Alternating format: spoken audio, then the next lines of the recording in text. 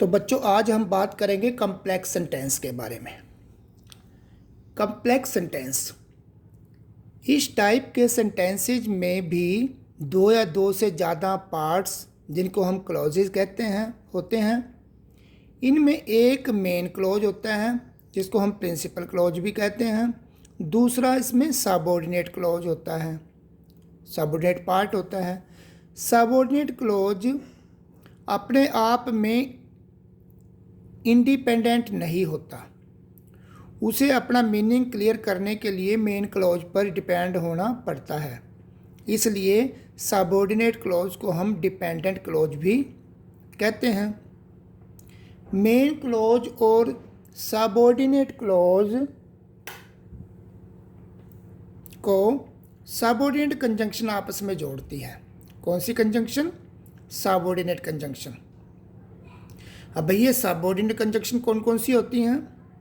इसमें एक दैट है जो यूज होती है, कुछ एडवर्ब हैं जो इसमें यूज होती हैं, जैसे टाइम के एडवर्ब हैं when, where, while, as, before, after, since, until, till, as, soon as long as. कुछ प्लेस की एडवर्ब यूज होती हैं जैसे वेयर और वेयर एवर। कुछ कारण की होती हैं जैसे because, since, as, that. Purpose की होती हैं दैट। रिजल्ट में भी दैट यूज होता है। कुछ शर्त की होती हैं if, unless, whether, in case, provided, that. कुछ कंसेशन की होती हैं। कंसेशन का मतलब क्या होता है? अभी information in the main close indicates, वो बताती हैं एक के अनएक्सपेक्टेड रिजल्ट आने वाला है डिपेंडेंट क्लोज में, तो इनको कंसेशन बोलते हैं। क्लियर हो जाएगा जब एग्जाम्पल आएंगे, जैसे दो, आल दो, इवन, इफ़। कुछ कंपैरिजन की होती हैं। अगर ये मैनर, तरीका हो किसी चीज़ के करने का तो एज यूज़ करते हैं। डिग्री के लिए वो उससे सुंदर है, वो उससे कम सुंदर है, ज़्यादा है, तो उसमें एज भी यूज़ करते हैं और हम दा भी यूज करते हैं वर्ड, और देन भी यूज करते हैं। फिर हमारे पास कुछ रिलेटिव एडवर्ब हैं, ये भी काफ़ी बार कंजंक्शन का काम करती हैं, जैसे वेयर, व्हेन और व्हाई। ये एडजेक्टिव क्लोज, क्योंकि क्लोज की भी अपनी टाइप होती हैं। क्लोज अगर नाउन का काम करे तो नाउन क्लोज कहलाएगा, वो सबऑर्डिनेट क्लोज अगर एडजेक्टिव का काम करे तो एडजेक्टिव क्लोज कहलाएगा, वो सबऑर्डिनेट क्लोज अगर एडवर्ब का काम करे तो एडवर्ब कहलाएगा। वो बाद की बात है डिटेल में समझने के लिए। तो इन तीनों को भी हम यूज करते हैं। कुछ रिलेटिव प्रोनाउन हैं जैसे हु है, हुम है, हुज है, विच, इन विच, दैट। ये भी हम यूज करते हैं कम्प्लेक्स सेंटेंसेस में, और ये कंजंक्शन का काम करते हैं। कुछ इंटेरोगेटेड वर्ब हैं जैसे वेयर, इसको भी हम यूज करते हैं। फिर इंटेरोगेटिव प्रोनाउन होता है एक जैसे हु, इसको भी हम काफ़ी बार यूज़ करते हैं, ये नाउन क्लॉज में यूज होता है। कुछ हमारे पास रिलेटिव प्रोनाउन भी हैं जो भी हम यूज़ करते हैं, जैसे WHO, हु। ये एग्जाम्पल से क्लियर होगा कि इससे पहले कोई भी एंटीसीडेंट नहीं हो, मीन्स ये बिगिनिंग में ही यूज होता है। वट भी यूज करते हैं हम, और हाउ लॉन्ग भी यूज़ करते हैं।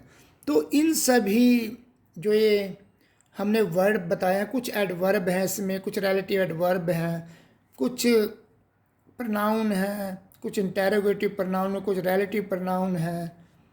तो इन सब का ध्यान रखना है, ये सभी सबऑर्डिनेट क्लॉज की बिगिनिंग में आते हैं।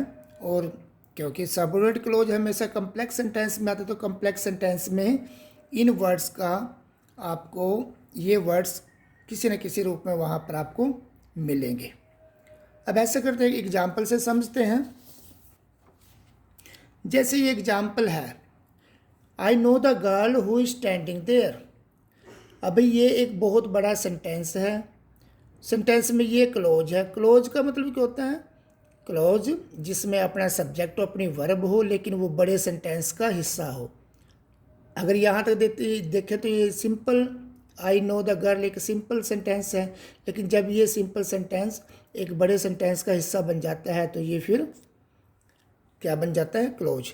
तो इसमें दो क्लोज हुए, I know the girl who is standing there. तो भाई इसमें ये वाला मेन क्लोज हुआ जो बिल्कुल इंडिपेंडेंट है, इसको अपना मीनिंग समझने के लिए किसी के ऊपर डिपेंड नहीं होना पड़ता। और हु इज स्टैंडिंग देयर, जो वहाँ खड़ी है, जो वहाँ खड़ी है, ये बात हमें क्लियर नहीं हो रही है, कौन खड़ी है। उस बात को क्लियर करने के लिए हमें इस पे डिपेंड करना पड़ेगा, मेन क्लोज पे, फिर पता चलेगा भाई हु इज स्टैंडिंग देयर, वो वहाँ पर खड़ी है, जो हु इज स्टैंडिंग, जो वहाँ पर खड़ी है, कौन खड़ी है, द गर्ल। तो ये चीज़ हमें कहाँ से पता चली, मेन क्लोज से। तो मेन क्लोज के ऊपर डिपेंड होता है ये सबऑर्डिनेट क्लोज, अपना मीनिंग समझने के लिए। ये इंडिपेंडेंट नहीं है, अपना मीनिंग ये खुद नहीं समझा सकता, इसको अपना मीनिंग समझाने के लिए मेन क्लोज में दिए गए वर्ड के ऊपर डिपेंड करना पड़ता है। तो यहाँ पर द गर्ल, ये हु कौन है, ये लड़की है। तो अब हमें क्लियर हो गया भाई कौन, आई नो द गर्ल, कौन सी लड़की, जो वहाँ खड़ी है। तो इसलिए इसको हम डिपेंडेंट क्लोज भी बोलते हैं। एक्चुअली सेंटेंस क्या है ये, आई नो द गर्ल, और दूसरा है simple sentence, the girl is standing there. यहाँ हमने दूसरे सेंटेंस में द गर्ल को दोबारा ना लिखने की बजाय जो एक नाउन है वहाँ पर हमने एक प्रनाउन यूज कर लिया हु, जो कि एक रिलेटिव प्रनाउन है। यहाँ यह दो सिंपल सेंटेंस को जोड़ने का काम कर रहा है। तो यहाँ यह एक कंजंक्शन हुआ जो कि एक सबऑर्डिनेट कंजंक्शन का काम कर रहा है। तो स्टैंडिंग देयर को अपना मीनिंग क्लियर करने के लिए मेन क्लोज पर डिपेंड होना पड़ रहा है, इसलिए जो क्लोज सबऑर्डिनेट कंजंक्शन से शुरू होते हैं वह सबऑर्डिनेट क्लोज होते हैं, और सबऑर्डिनेट क्लोज केवल कम्प्लेक्स सेंटेंस में पाए जाते हैं। एक एग्जाम्पल और देख लीजिए, test a friend before you trust him. अब यहाँ पर एक सिंपल सेंटेंस ये है, टेस्ट ए फ्रेंड, क्योंकि यहाँ पर वर्ब है। सेंटेंस क्या होता है सिंपल से, जिसमें वर्ब का होना, सब्जेक्ट का होना जरूरी है, वर्ब जरूरी होनी चाहिए। और एक है यू ट्रस्ट हिम, एक सेंटेंस ये हुआ। इन दोनों सिंपल सेंटेंस को हमने बिफोर से जोड़ दिया। बिफोर यहाँ पर सबऑर्डिनेट कंजंक्शन है। सबऑर्डिनेट कंजंक्शन किस चीज़ की, ये टाइम की है, वहाँ पर डिटेल में हमने बताया भी था। तो ये यहाँ पर मेन क्लोज हुआ, ये यहाँ पर सबऑर्डिनेट क्लोज हुआ, क्योंकि इसका बिफोर यू ट्रस्ट हिम, उस पर ट्रस्ट करने से पहले, ये बात क्लियर नहीं हो रही है। किस पर ट्रस्ट करने से पहले, दोस्त को टेस्ट कर लेना चाहिए। टेस्ट पे, टेस्ट क्या कर लेना चाहिए, कब कर लेना चाहिए, टेस्ट कब कर लेना चाहिए एक दोस्त को, उस पर ट्रस्ट करने से पहले। तो अब ये बात क्लियर हुई कि टेस्ट अपने फ्रेंड को कब कर लेना चाहिए, उस पर ट्रस्ट करने से पहले। तो इसको, ये हुआ डिपेंडेंट क्लोज, या इसको सबऑर्डिनेट क्लोज भी बोल सकते हैं, और ये हुआ मेन क्लोज। ये अपना मीनिंग समझाने के लिए इस पर डिपेंड कर रहा है। यहाँ सबऑर्डिनेट कंजंक्शन यूज है तो ये सबऑर्डिनेट क्लोज हुआ, और क्योंकि ये टाइम बता रहा है कब कर लेना चाहिए टेस्ट, तो इसलिए ये एडवर्ब जो हुई, एडवर्ब क्लोज हुआ किसका, टाइम का। बस आपने इतना ही ध्यान रखना है। Thank you very much.